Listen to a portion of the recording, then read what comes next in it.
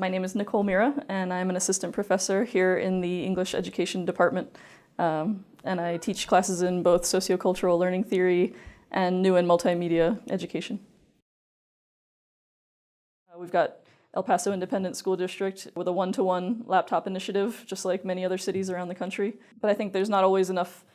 thought given to the teachers and how they're going to be able to use these tools. So I wanted to make sure that my teachers had a chance to experiment with, play with technology, which is something that we don't oftentimes get a chance to do. We assume that somehow they already have the knowledge, when in fact, if they don't get the chance to play and they don't get the chance to become familiar with different tools, there's a very high likelihood that they will probably not integrate those tools into their classrooms.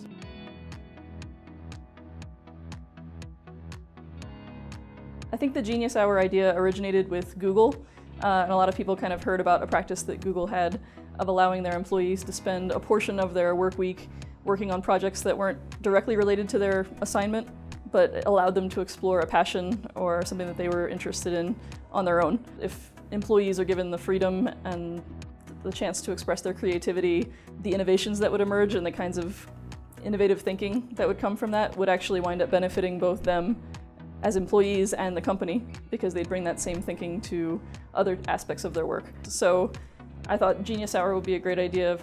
to have teachers get a chance to choose a tool that maybe they weren't very familiar with, a website, an app, something that is usually used for recreation,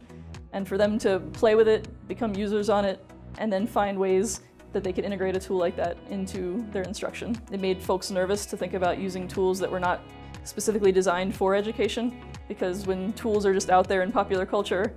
they can be a little scary. They could be used for a lot of good and bad. So I think there was a little bit of trepidation at first,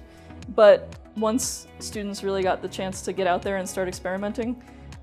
it helped them to reflect on the fact that we are always learning. Learning is not something that only happens in formal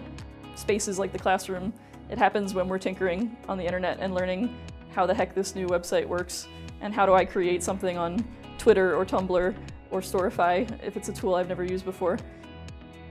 There is definitely a lot of advanced planning, but I feel like if you put the legwork in advance and set up a situation in which students can experiment and be successful,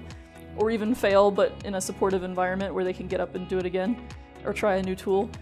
then all that legwork will really be worth it, because you get to a point in the class where you get to step back and your students really do get to lead the instruction. It does take a little bit of courage and a little bit of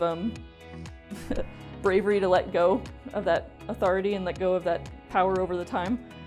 But if you set it up carefully, I think it can really be a rewarding experience.